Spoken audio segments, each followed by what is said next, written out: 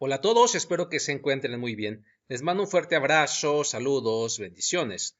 En esta ocasión voy a presentar esta conferencia titulada Siddhartha Gautama y el budismo, pero será una conferencia más enfocada hacia el análisis de la vida de Siddhartha, pero desde el pensamiento sistémico.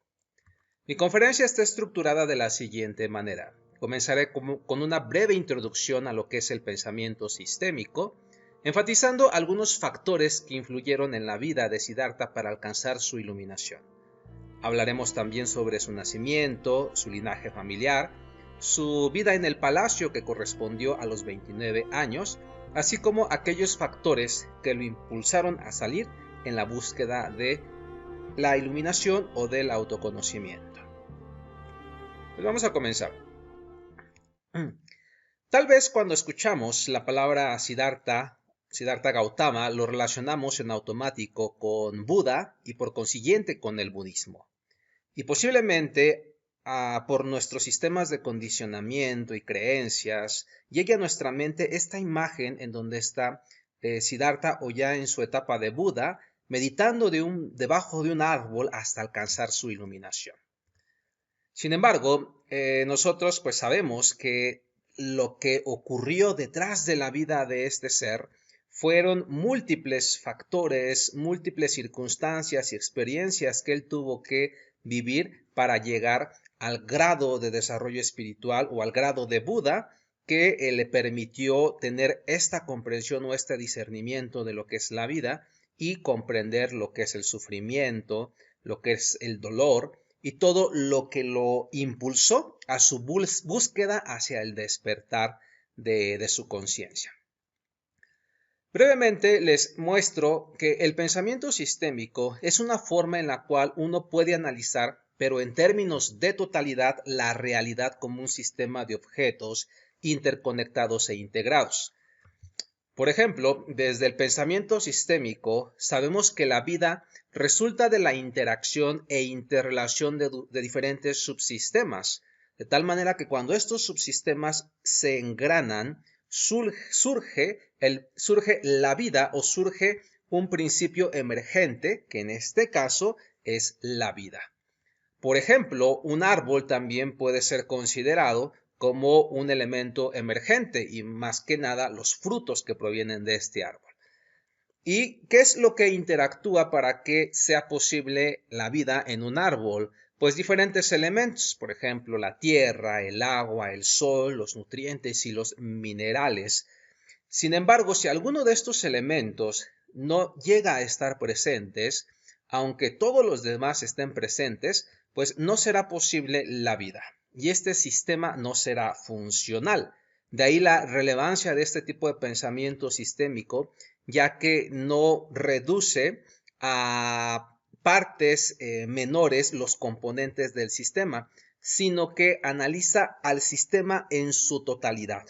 Por eso vuelvo a repetir, nosotros no podemos reducir la vida de un ser solamente a procesos de condicionamiento mental o fantasías que a veces nos crea nuestra propia mente relacionado con lo que hemos leído o también con lo que prevalece más en la sociedad sobre el budismo, etc. De ahí que es importante inmiscuirse en la historia de vida que tuvo este ser. Es por eso que Siddhartha, para alcanzar el florecimiento y la iluminación, tuvo que pasar por diferentes procesos y múltiples factores que lo condujeron en su conjunto a lograr este proceso de florecimiento e iluminación. Bien, ¿qué ocurrió en estos 29 años de vida de Gautama en el palacio? Siddhartha Gautama nació en el pueblo de Lumbini, en el territorio de Nepal. La fecha de nacimiento y muerte son inciertas, pero se propone que nació en el 550 a.C. por esta inscripción que se encontró en la columna de Lumbini, el sitio donde nació Siddhartha. Tampoco se tiene un registro de su muerte, pero se señala que vivió alrededor de los 80 años. Siddhartha Gautama nació en una época en donde había incertidumbre y muchas situaciones que conducían a conflictos territoriales, guerras, la distribución inigualable de riquezas, o también los privilegios que tenían algunas castas, por ejemplo, los brahmanes, que eran los únicos que tenían la posibilidad de recitar los mantras o hacer los ritos de purificación, etcétera, y con base en algunas conductas que realizaban los brahmanes, como discriminar a los que se denominaban intocables, pues esta religión comenzaba a ser cuestionada. Por lo que también durante esa época habían múltiples escuelas de pensamiento que iban en contra de las tradiciones de los brahmanes, y entre estas escuelas pues estaban las escuelas sramana, que se caracterizaban por fomentar que la única forma a través de la cual el ser humano podría lograr la purificación era a través del esfuerzo. Entonces, eran varias las escuelas, se tienen registros de aproximadamente 72 escuelas de pensamiento de esta línea sramana, porque pues sabemos que hubieron muchas escuelas, muchos tipos de pensamiento y religiones en esta región del Nepal e India. Las más importantes, que fueron contemporáneas a la época de Siddhartha, podemos señalar la escuela de pensamiento ajivika, la charvaka, el jainismo y la ajnana. Y bueno, pues la religión de los brahmanes, que era la que más prevalecía en la época de Siddhartha, era una doctrina de castas sacerdotales, los cuales eran los asesores del rey. Se señalaba que los brahmanes eran seres que provenían a través de su linaje de la divinidad. Es decir, pues traían esta línea divina, y por eso era que solo a ellos se les otorgaba esta facultad de cantar los ritos védicos, y eran los únicos que podrían transmitir el conocimiento a otras personas. Enfatizaban la relevancia de los rituales para lograr la purificación. Y bueno, lo que describía anteriormente, que excluían a los considerados intocables, también denominados parias o arihan, que eran personas pobres, granjeros pobres, artesanos callejeros o jornaleros sin tierra, entre otros. Por otra parte, pues estaba la doctrina Niyati, que viene de esta escuela de pensamiento ajivika, que era una escuela determinista o escuela del destino. Para estos pensadores no existía libre albedrío, todo estaba determinado en función de los principios cósmicos. La escuela Charvaka, por su parte, enfatizaba la filosofía materialista atea. Iba en contra de la filosofía del karma, la reencarnación y la existencia de alma, y ellos enfatizaban que el mundo es cambiante y fortuito, es decir, todo ocurría de manera casual, inesperado y de forma azarosa. Por su parte, el jainismo, una religión no teísta, cuyo principal exponente fue Mahavira, esta religión enfatizaba los esfuerzos para encaminar al alma conciencia hacia un estado divino y de liberación. Eran las que tenían la misma línea de que solo con el esfuerzo puedes lograr la purificación. De ahí la denominación de movimiento ascético, en donde se enfatizaba el autocontrol, la austeridad y la renuncia. Y entre más renuncia, dolor, pues ibas a tener más purificación. Eran una escuela de pensamiento que también promovía el ahimsa o la no violencia. Y bueno, la doctrina agnóstica ajnana, que enfatizaba que era imposible obtener conocimiento de naturaleza metafísica. Criticaban mucho a las otras escuelas, decían que era imposible determinar la realidad de las proposiciones filosóficas, y ellos pues se especializaban más en refutar, en criticar, pero no propagaban ninguna doctrina positiva propia. Bien, entonces, en lo referente al análisis y reflexión de esta primera parte del momento en el que nació Siddhartha, si nosotros hacemos un análisis de cómo está nuestra situación actual para tratar de comprender el proceso de Siddhartha y de cómo nosotros también podemos hacer un análisis para ver nuestra vida y cómo la situación del mundo pues sigue prevaleciendo esta diversidad de sistemas filosóficos, sistemas de creencias, diferentes religiones en el mundo, cada uno teniendo pues su marco de referencia, sus argumentos, su sistema de pensamiento, etcétera. Pero la diversidad de escuelas sigue estando presente. Estamos en el 2023 y bueno, pues seguimos teniendo esta diversidad de pensamiento, sistemas filosóficos, religiones, escuelas, etcétera. En lo referente a linaje y vida en el palacio de Siddhartha, les menciono que nació en una familia aristocrática, los Gautama, de ahí el nombre de Siddhartha Gautama, y formaba parte de los Sakya, una tribu indo-irania que se encontraba en la frontera de lo que hoy es India y Nepal, de ahí el nombre de Siddhartha Sakyamuni. Hice una investigación sobre esta palabra sánscrita Saki y significa capaz, competente, poderoso, apto, inteligente, hábil, fuerte y calificado. Entonces vean el linaje que ya traía Siddhartha. Incluso se consideraba una dinastía solar, una dinastía que provenía del sol, del dios Sol Surya. La tribu Sakya también se proclamaba una tribu que descendía del sabio Gautama Maharishi o Gautama Rishi, uno de los 7 sabios de la religión védica. El padre de Siddhartha Gautama fue Suddhodana Gautama, quien fue el rey de Kapilavastu.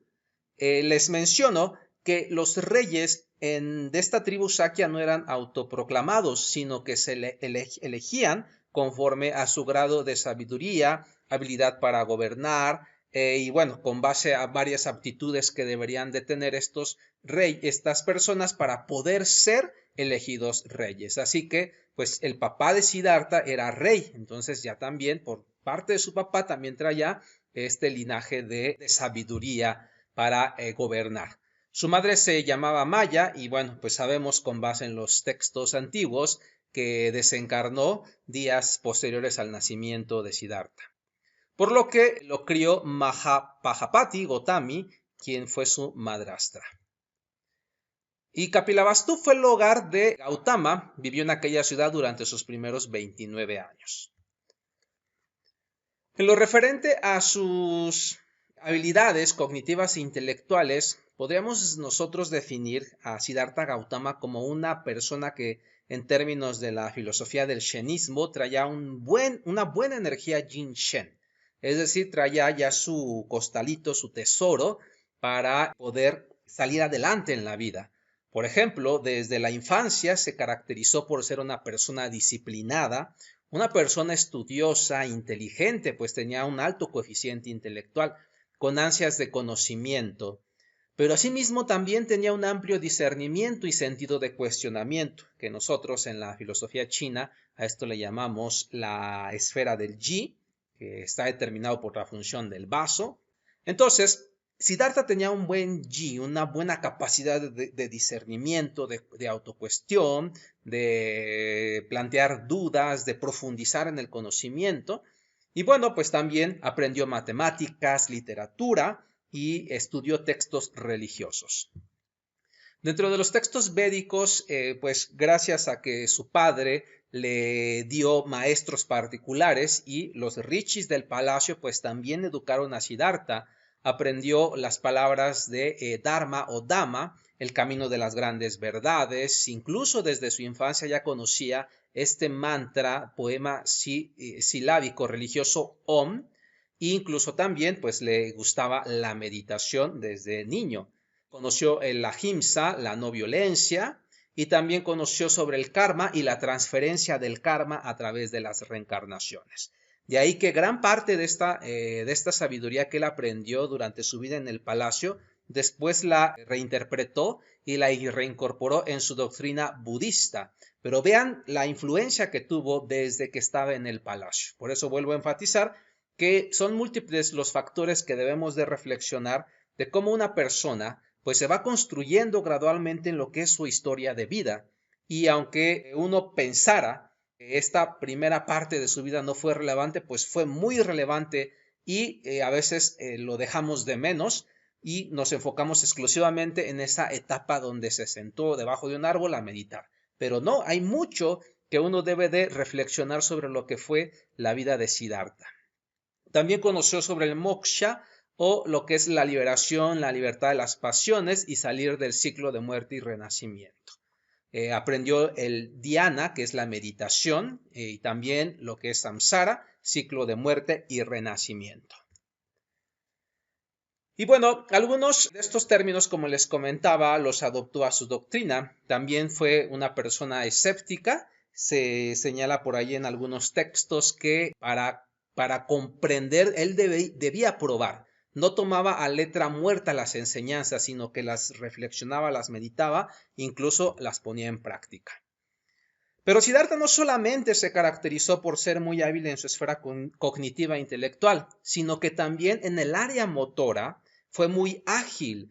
Se menciona que fue hábil para aprender las artes marciales, el arte de defensa, aprendió arquería, aprendió a montar, a manejar carruajes. Era muy hábil en cuanto a estas artes del movimiento. Incluso pues también aprendió música, canto, composición, danza. Y en lo referente también a su aspecto físico y su salud, se menciona que era una persona muy saludable, que tenía una buena apariencia física, de ahí la denominación del príncipe hermoso, que era el centro de atención del palacio.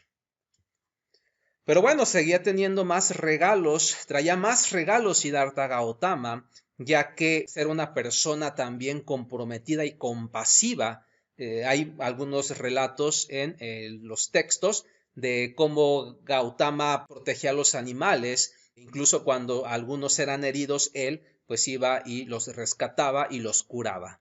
Fue bondadoso, siempre fue muy respetuoso con todos sus maestros, con su familia, y a pesar de que entraba en conflicto con algunas ideas que para él no le parecían coherentes, recordemos que él tenía una gran capacidad de discernimiento, de análisis, una capacidad intelectual sorprendente, entonces, pues obviamente que cuestionaba muchas cosas, pero a pesar de ello siempre fue respetuoso con sus maestros. Tenía coraje, esto en la medicina china le denominamos el Hun, que es la capacidad de que tú puedas exponer tus puntos de vista, pero con intenciones claras. También fue perseverante, paciente y tolerante. Entonces vean todo lo que ya traía Siddhartha Gautama como parte de su herencia ancestral. Es así nosotros lo denominamos en la filosofía de la medicina tradicional china, el potencial innato, con lo que ya trae uno y que pues gradualmente sigue desarrollando para seguir floreciendo. Y bueno, pues enfatizar su amabilidad y respeto hacia sus padres, hacia sus maestros, hacia su esposa y hacia todos sus súbditos.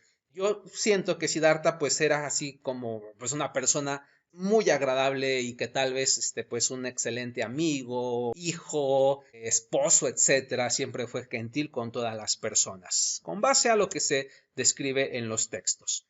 Entonces era un hombre que ya traía tesoros, pero también traía muchas inquietudes espirituales. Por ahí se relata que también desde niño aprendió a recitar el mantra Om y le gustaba irse a meditar. Cuando estudiaba y algo no tenía respuesta, sus maestros no le daban respuestas, él solía ir a buscar sus respuestas en la meditación. Entonces reflexionaba, buscaba respuestas ante las incertidumbres de la vida. Y bien, a los 16 años, pues se casó con Yashodhara y tuvo un hijo que se llamó Rahula. En lo referente a la influencia del rey, uno pudiese pensar, ya que pues muchos ya conocemos del budismo y conocemos también de algunas historias, de que cuando el rey Dodana se entera que su hijo pues trae este potencial, dado que llega el sabio Asita en sus primeros días de que nació Siddhartha para que le muestre si Siddhartha va a ser un rey y si va a gobernar. Entonces Siddhartha, el sabio Asita pues le dice, sí, va a ser un maestro pero espiritual. Entonces a veces podemos nosotros pensar que el rey lo que hizo pues fue encerrar a su hijo o limitarlo, ¿verdad? Limitarlo dentro del palacio para que no conociera la enfermedad, la vejez, la muerte y el dolor. Sin embargo, pues el papá tuvo mucha influencia también en Siddhartha, ya que gracias a su padre, él pues tuvo todo, experimentó lo que es pues la materia, experimentó lo que es tener lujos, tuvo 3 palacios, tuvo un palacio de verano, invierno y el de que usaba en la época de monzón, tuvo comida, ropa, todo de lujo, sus asistentes femeninos y sus súbditos. Entonces el papá le proporcionó todo a su hijo para que siempre viviera en comodidad y no se cuestionara sobre el dolor, el sufrimiento o los conflictos, pero también le proporcionó ambientes favorables para desarrollar su potencial. Entonces, no solamente el padre de Siddhartha lo encerró, sino que pues al proporcionarle sus maestros, pues esto fue para Siddhartha un impulso a sobresalir pues en las artes. Ya hablábamos de que fue un experto en la arquería, en la defensa, en la literatura, en la filosofía, y pues todo esto porque su papá también le proporcionó ambientes favorables para su desarrollo integral. Entonces Siddhartha pues era prácticamente era un ser, un príncipe que sería como el hijo ideal para un rey, para un padre, porque era pues lo máximo en todo.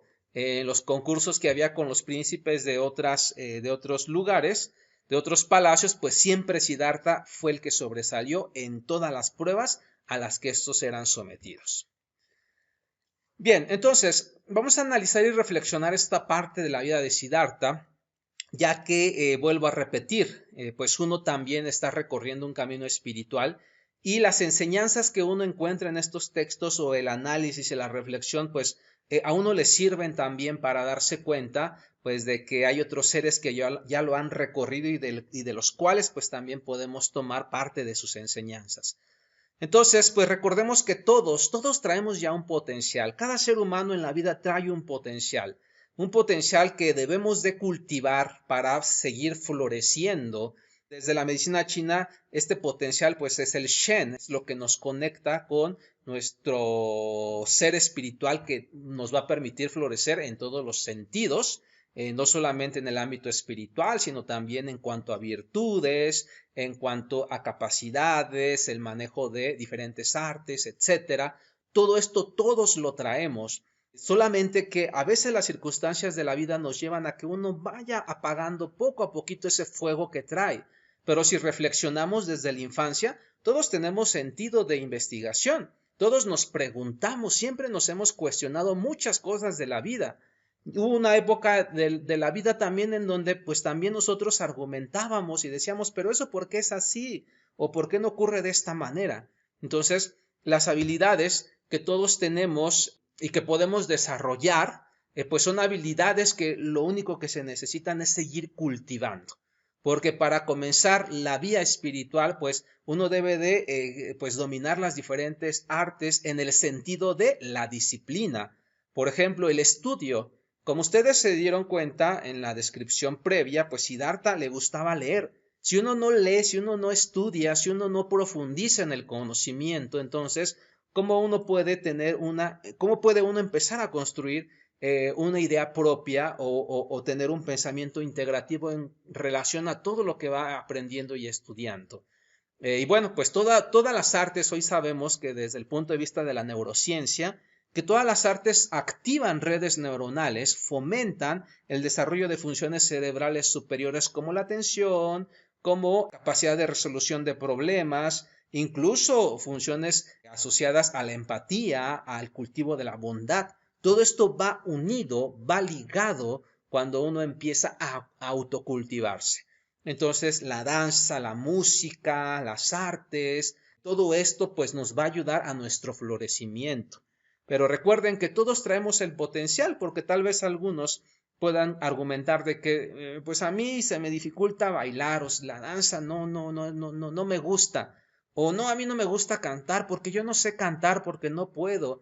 Y bueno, así podríamos dar muchos ejemplos, pero la realidad es de que todos traemos el potencial para ser virtuosos en diferentes disciplinas. Lo único que necesitamos es tener la determinación y crear ambientes propicios para seguir cultivándonos y seguir floreciendo. El discernimiento, el análisis, la comprensión y el cuestionamiento es algo que también debe de estar presente en nuestra vida, ya que a pesar de que en su momento de Siddhartha, como se dieron cuenta, pues ya había una religión, ya había una forma de pensamiento, pero a pesar de que de que eran los consejeros del rey, los sabios, de que eran considerados los sabios, Siddhartha siempre los cuestionó y Siddhartha no estaba de acuerdo de algunos preceptos que ellos usaban para defender sus rituales, o como esto de que a través del agua ya te podías purificar y se lavaban todas tus penas, etcétera. Pues Siddhartha, él decía, pues como que no me cuadra eso, sino que yo creo que el aspecto ético del ser humano, lo que va a regir más su pureza va a ser su conducta y los actos que haga la persona en su vida. Pero bueno, así de este tipo de análisis él iba cuestionándose. Y bueno, pues otro elemento que también nos deja aquí para reflexionar Siddhartha es que él, antes que todo, antes de comenzar un camino o un viaje espiritual, primero fue un buen hijo. Ya diferentes conocimientos, incluyendo en la misma Gnosis, se nos menciona de primero ser buen dueño de casa, o un buen padre, un buen hijo, una buena esposa, o lo que a cada quien corresponda. Yo le denomino el sendero del hogar y de la familia, en donde, pues vuelvo a repetir, Siddhartha pues era un buen hijo, un buen esposo, un buen amigo, no discriminaba a sus súbditos. Entonces, a pesar de que era el príncipe, pues él siempre fue respetuoso con todos, fue bondadoso, fue compasivo, ayudaba en todo lo que se podía.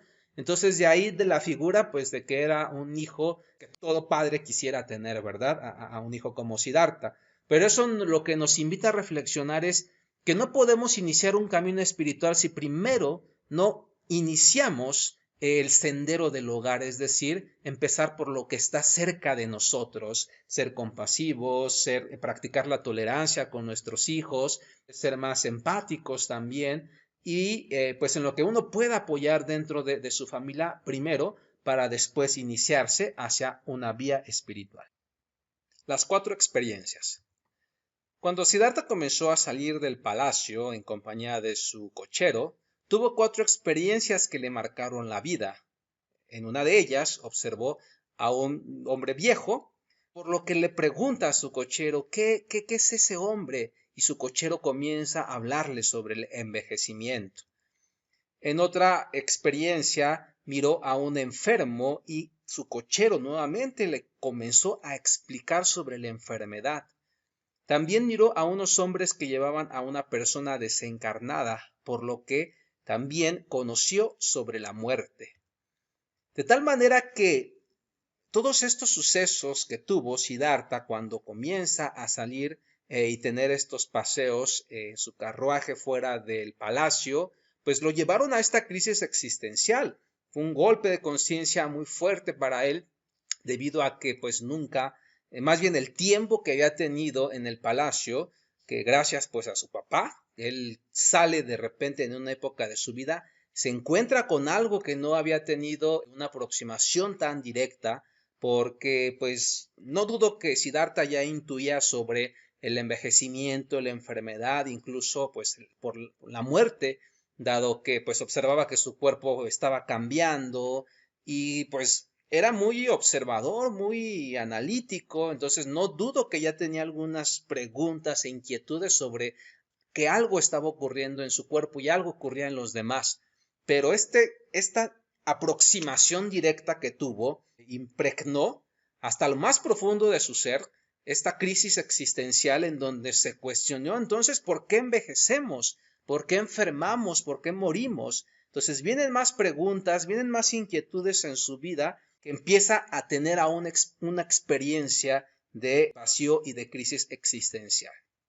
Entonces, sobre el análisis y reflexión de estas experiencias que tuvo Siddhartha, que se le denomina también el sendero del descubrimiento, cuando uno comienza a salir de su palacio mental, porque desde mi punto de vista aterrizarlo, a ver cómo son los procesos de nuestra psique o de nuestra mente, cuando uno empieza a salir de su palacio mental o de sus sistemas de condicionamiento y de creencias, en donde pues no pasa nada, todo es felicidad, todo es abundancia, bondad, etcétera, pero de repente sales de ese sitio de confort mental y te das cuenta de que existen otras realidades y otras condiciones que viven otras personas, entonces pues comienzas a trabajar la empatía, porque hay un choque de conciencia cuando pues tienes este contraste de pensamientos y realidades que viven otras personas.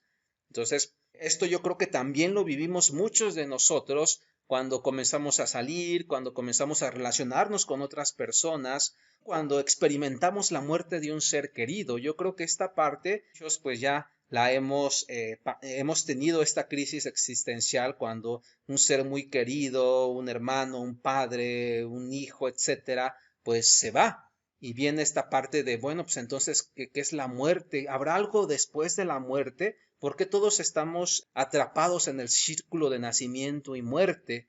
O pues podemos también ver la parte de la enfermedad.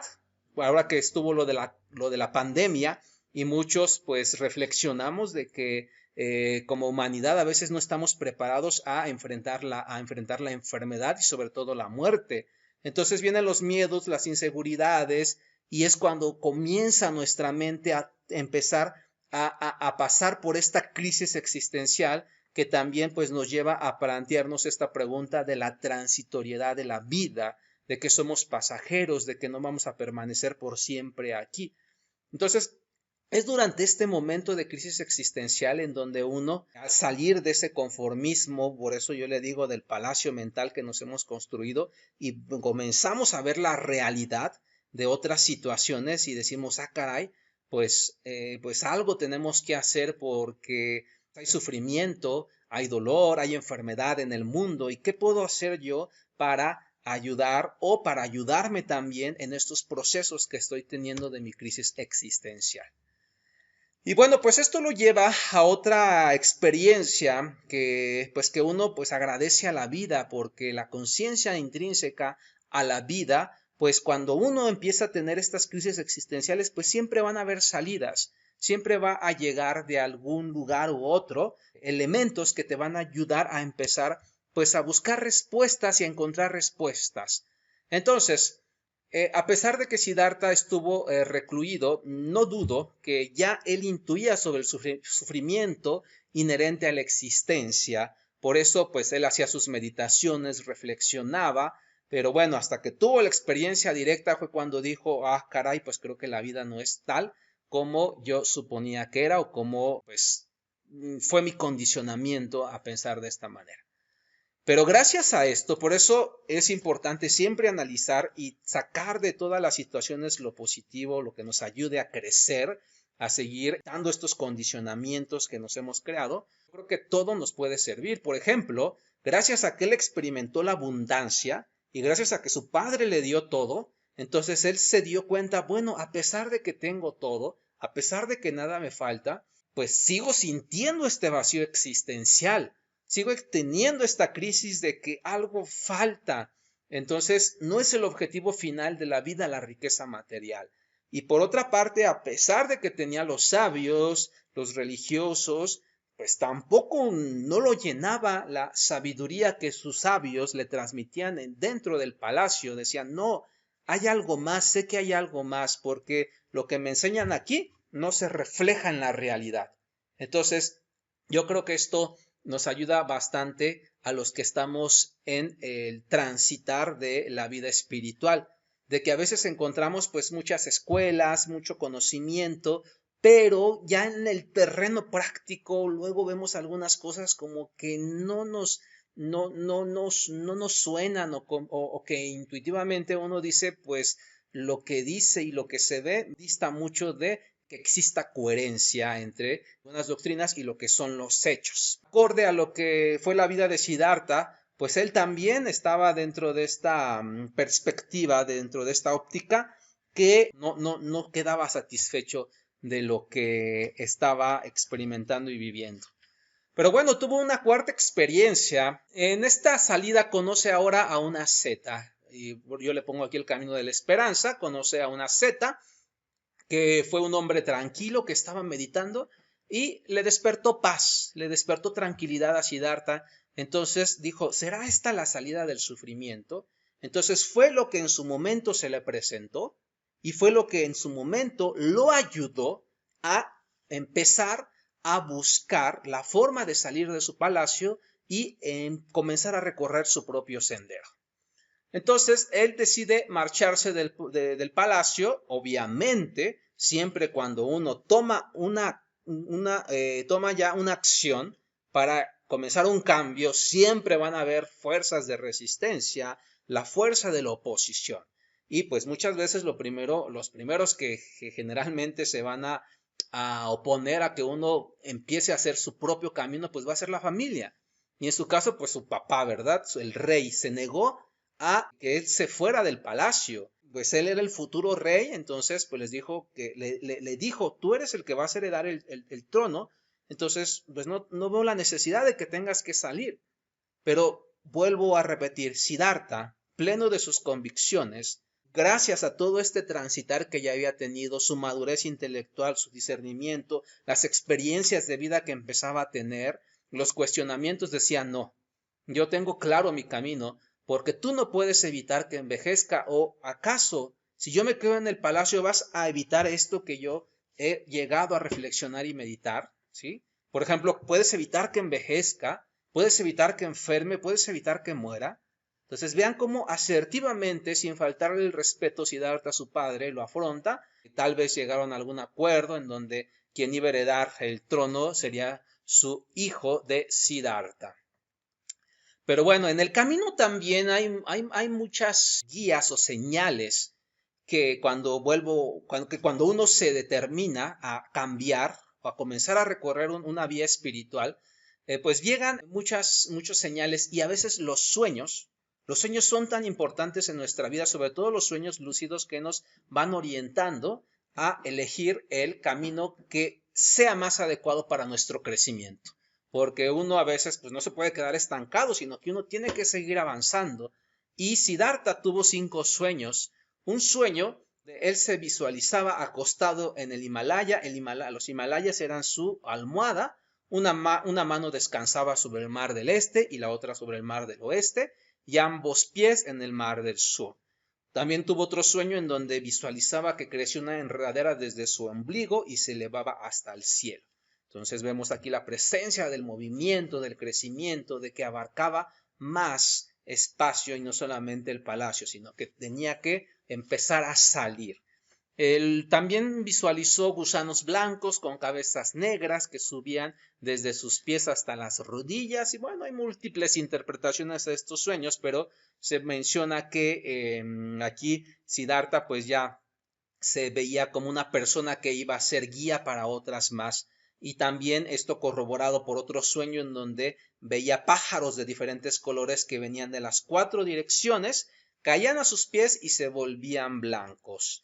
Y el quinto sueño en donde caminaba de un lado a otro sobre una montaña gigante de excrementos, pero estos no lo ensuciaban.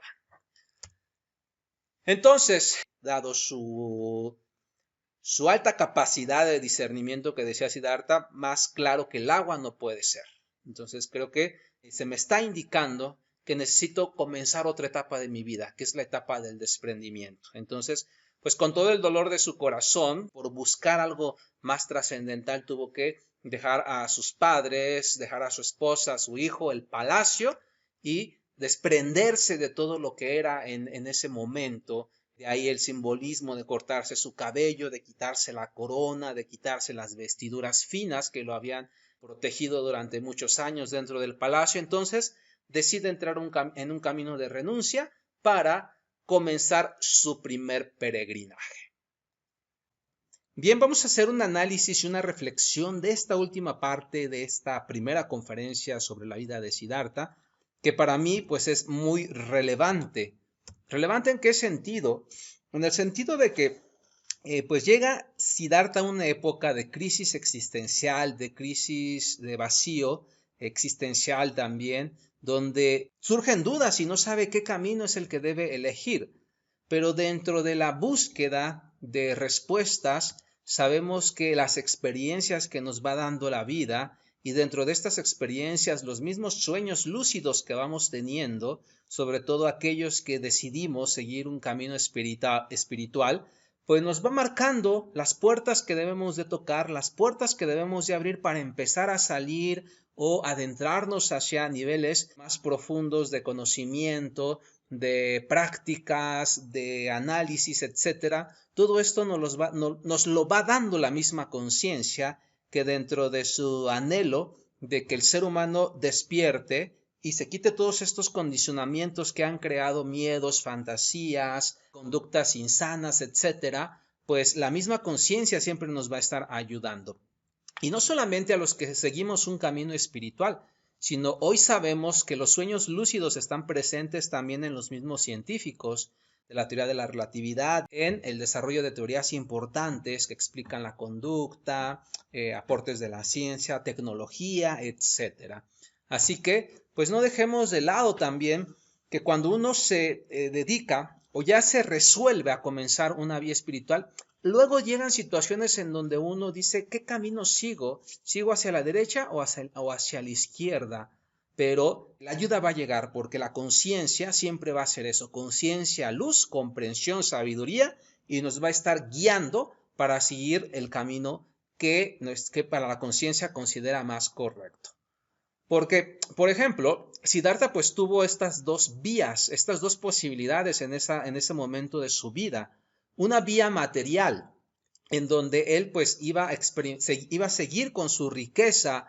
De hecho, si Siddhartha hubiera decidido quedarse en el palacio, él hubiera sido un excelente gobernante, con toda la sabiduría que ya tenía, con toda su capacidad cognitiva, intelectual, con el manejo de armas. Él hubiera sido un excelente rey si él hubiera decidido quedarse en el palacio. Pero bueno, hubiera caído en esta parte del conformismo, ya que no hubiera seguido avanzando en todas estas dudas, inquietudes que tenía en su interior. Y tal vez él también hubiera hecho bastante por su pueblo. Como era muy compasivo Siddhartha, no dudo que también hubiera generado muchas estrategias para darles comida a los que no tenían, o quitar este sistema de castas en Kapilavastu, etc. Todo esto él lo podría haber mejorado. Pero él no decidió esa vía porque él buscaba algo más. Porque dijo, bueno, yo desde mi discernimiento no creo que dándole de comer a una persona voy a quitar su sufrimiento, ni lavándole los pies, ni haciendo los ritos de purificación que hacían los brahmanes. Sabía que esto no era la solución para la situación que él estaba viviendo. Entonces, por eso él se decide con toda la determinación a seguir una vía espiritual en donde él iba a buscar respuestas. Y para encontrar esas respuestas, pues tenía que salir del conformismo o de lo que estaba atrapado ahí en el palacio. Entonces, comienza a recorrer un camino. Pero lo que diferencia a Siddhartha, pues de muchas personas, es la determinación de comenzar a realizar algo. Cuando uno ya tiene una firme determinación de iniciar algo, entonces, pues así lleguen muchas situaciones, muchas oposiciones, pues uno va a comenzar a recorrer el camino que ya ha decidido avanzar. Entonces, a él le suceden varias situaciones que muchas veces, pues yo creo que uno piensa que la vida espiritual o que la iluminación, pues uno tiene que dejar a la familia. Y eso es lo que a veces crea mucho conflicto dentro de la senda, de la senda espiritual, de que tengo que dejar a mi esposa, como Siddhartha la dejó, como Siddhartha dejó a su papá, pues tengo que dejar a mi papá, tengo que dejar mi familia, o sea, tengo que dejar todo y pues yo seguir. Entonces, desde mi punto de vista, la parte del desprendimiento es el desprendimiento del palacio emocional que cada uno de nosotros ha creado a través de los sistemas de condicionamiento, a través de los sistemas de creencia implantados por nuestra familia, porque es una realidad que nosotros traemos pues un potencial adquirido, muy aparte del potencial innato que cada quien ya trae en su rayo, sino que también la sociedad, la escuela, la familia, todo eso también nos va condicionando, nos pone un código de barras para que ahí en ese código de barras pues empiece a depositarse todo lo que esa persona va a crear, pero producto del condicionamiento, no como producto de algo propio, de algo original, sino que pues es parte de ese condicionamiento, de ese miedo. Por eso yo le digo el palacio emocional en el sentido de comprender que desprenderse pues es empezar a trabajar con los procesos psíquicos que tenemos aquí. Porque no dudo que sí pase esto de que pues empiezan a dejar a la familia y escudándose de que es que voy a seguir mi camino espiritual. Pero es más difícil, esto lo puedo decir como parte de la experiencia de vida que he tenido, es más difícil que uno comience a trabajar sobre los procesos de condicionamiento que uno tiene.